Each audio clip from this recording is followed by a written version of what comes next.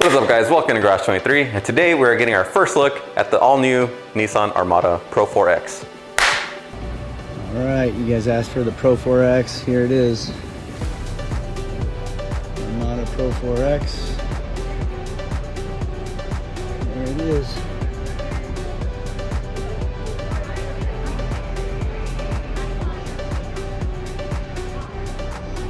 Climb under there for you.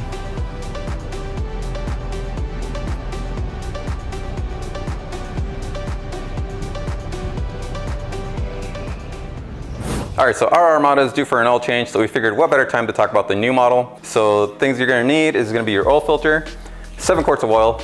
We like mobile one, obviously. A funnel to put the oil back in, large channel locks or a large pipe wrench, or if you're fancy, the proper oil filter wrench, but a 14mm wrench, a shop towel to clean up the mess you're inevitably gonna make, a large drain pan, and if your Patrol is as old as ours, you're gonna need some channel locks for reasons that you'll see in a minute. So if your vehicle is as old as ours, your hood doesn't stay up anymore. So that's what the channel locks are for. Just don't tighten them too much. It's gonna like screw up the shaft here. Not that it really matters, it's already blown out, but so that's to hold your hood up. And then first thing we're gonna do is drain the oil. All right, so you're gonna need your 14mm wrench for this part. Just loosen the drain bolt. And hopefully you don't miss your drain pan. And we're gonna leave that for a minute. All right, so while we're waiting for that to drain, now's a great time to get into the new 2025 Pro 4X Armada. And we gotta give a big thanks to Matt Piercey from Campsite 204 for shooting some super secret squirrel undercover footage for us. He's at SEMA right now, and during the media day, he was able to get up close and personal with the new Platinum Armada and the Pro 4X Armada. So this is the first year that Nissan's ever offered a Pro 4X version. It's basically a Patrol. I'm gonna say it right now. I'm going on record, it's a Patrol. So historically, the only differences between US Armadas and Australian Patrols or Arabian Patrols has been just much more stout, tougher differentials and lockers. On some of the later models, they had HPMC, hydraulic body motion control. I don't know how much of a plus that is. To me, it seems like kind of a more technological thing that can fail and cost you more money to keep up later on. But I don't know, the Australian guys can chime in and say whether that's an actual asset or not. Personally, I'd rather just have a standard spring and shock combo. So in the footage that Matt sent us, the first thing I wanted to take a look at was the rear upper control arms, because that's what we make, right? That's one of the things that's needed when lifting a Patrol with a suspension lift to correct the positive camber that you get from raising up the ride height. And right off the bat, I can tell you guys, our control arms will not fit the 2025 Armada. The whole rear suspension has been redesigned, and they addressed the main issue and the main complaint that I had with all previous Armadas, in that the suspension design is just very awkward in the sense that your rear upper control arm is mounted at a strange angle to kind of like go around the rear shock. So that makes it really difficult to try and dial in, camber correction when you can't really just shorten the arm, because since it's at a weird angle, shortening it actually has a larger effect on your caster rather than your camber. So that's the main reason that we steered away from an adjustable version of our control arm, because if you made it adjustable, you're dialing in more caster to the rear than camber, which is what you want to correct. And messing with the caster has like other weird effects on the camber curve through the range of motion. So it's best to just leave the caster as close to stock as possible and correct your camber, which is what we did with our control arm. But in the new 2025 model, the whole rear suspension, the upper control arms, they're mounted perpendicular to the chassis. So that's much more like a traditional double wishbone type suspension, because now you have direct control over the camber if you need to. I suspect that they're not even gonna need upper controllers because of this. They'll be able to compensate a lot more easily. I don't know, probably if you lift it enough, it probably will need an arm, but just the fact that it's at a more reasonable angle, it should be able to deal with like a standard, the normal lifts that we put on, like 2 or 3 inches. They should be able to deal with that just fine. So that's gonna be exciting to see. The next thing is the rear differentials. The differentials in these are pretty small, and even in the Titan, Nissan's always, caught slack for putting like tiny diffs in large trucks. But in the new 2025 model, dude, the rear diff is massive. It has nothing to do with the little diffs in these ones.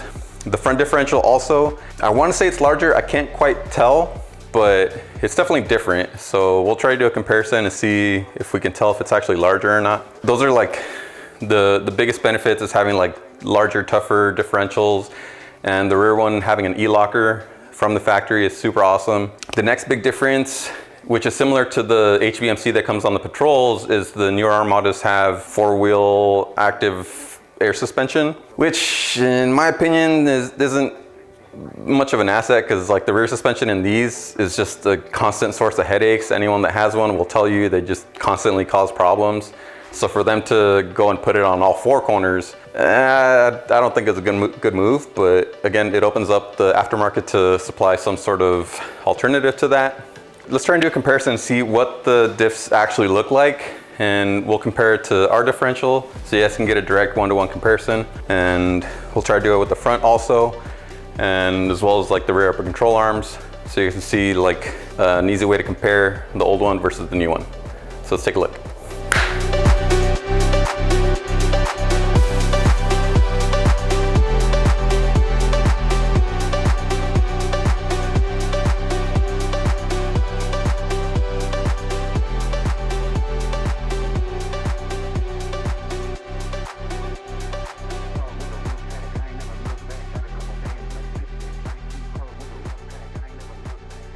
All right, so once it's done draining, you can put your drain plug back.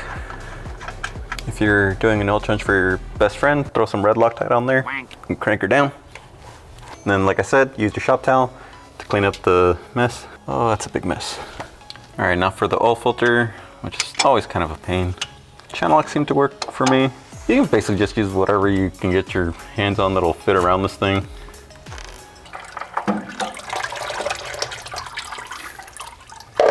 Oh, good. All right, time to put our new oil filter on. And we need a little bit of clean engine oil and rub it on the new O-ring of the oil filter. And then hand tighten this guy, which is super awkward. All right, so at first glance, it looks different, but I'm looking at the actual like ribs on the casting. Those do look really similar, but some main difference I'm seeing is that there's a fill plug around here now. And I think the front cover is the biggest difference because we don't have the mounting point here on the bottom. I don't really see where it's mounted. Oh, okay, I see the mounting point's moved from here to the top of the diff. Yeah, so there's no mounting point in front. You have full access to the front cover. The mounting bushing is above the axle. Other than that, I think it might be at least a similar size, because the casting looks really similar from like this area. I don't know, maybe not a bigger diff up front, which that's a little disappointing. The front ones are the main ones that fail when you load them in reverse. So little tip for you guys, if you're off-roading, don't go up any inclines or something backwards, because that's one of the main ways that these break. The rear one at least is a substantial upgrade, but as far as the front one, I'm gonna say it's the same or very similar. Bummer. All right, let's finish cleaning up this mess. All right, last step is gonna be to refill the engine. All right, so in my opinion, rear diff substantially upgraded. Obviously, if it has a rear e-locker, that's a huge plus already. Front diff, probably the same internals. Definitely a different case and like exterior parts to it, but overall the size seems pretty similar, so I'm willing to bet the ring gear is probably the same, which is like the main important part. Whole rear suspension design, massively different, nothing to do at all with the previous versions, so that's a huge plus. Just the geometry that they designed into the new one, that alone makes me interested in seeing if like in the future there's a way to like retrofit that whole rear subframe into these older ones, because the geometry on these just sucks. Like our control arm is a good solution, but Nissan's redesign is better. Like it's just better. It's a more traditional dual wishbone type suspension, which is like the ideal kind of suspension for like handling and performance. So really happy to see that in the rear. The service manual actually calls for 6 7/8 of a quart, but yours is probably gonna leak out at least 1/8 of a quart in the time you do the oil change, so in the time between oil changes. So the extra 1/8 quart isn't gonna hurt anything. The big changes that I don't like, If you see from the footage that Matt sent us, you might notice that there's no springs anywhere. It looks like they went full in and just are relying on the airbags entirely to suspend the vehicle, which is kind of risky in my opinion. I don't know, I don't like that, honestly, especially with the track record they have with these ones, with the air suspension in the rear, not a fan. But I mean, like I said, this opens the aftermarket to provide possible solutions for that. If it does turn out to be equally as unreliable as this one, I don't know, it's interesting.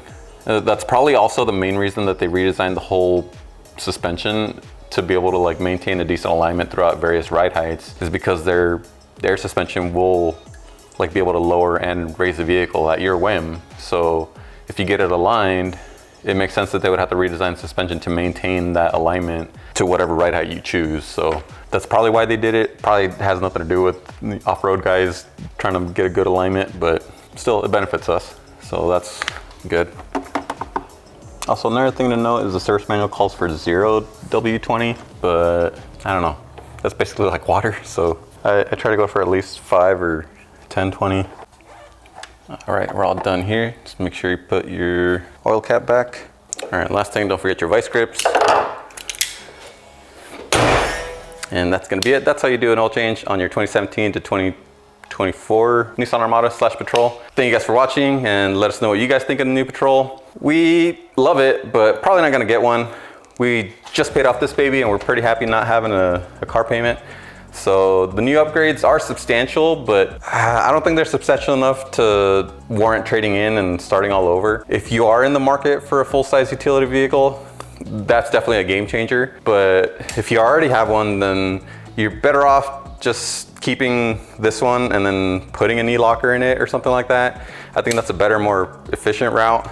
Especially like another thing to consider is the new one doesn't have a V8. I like the VK56, it's one of my favorite engines. I think this is the sweet spot for patrols, because like also the new one, the design hasn't really grown on me yet. I think it's a little ugly, it looks too Ford Explorer-y, but I definitely think the Infinity variant did a much better job of having a more iconic design and more unique. But I like this one. The newer version that was after this one, also not my favorite. I like the taillights on that one, but I don't like the front end. I definitely like this front end the best, especially with the dash off-road front bar. Definitely looks the absolute best compared to any of the other ones. So we're gonna tough it out with this girl and let us know what you guys think if you guys are gonna be picking one up. And as always, thanks for watching, and always do your best.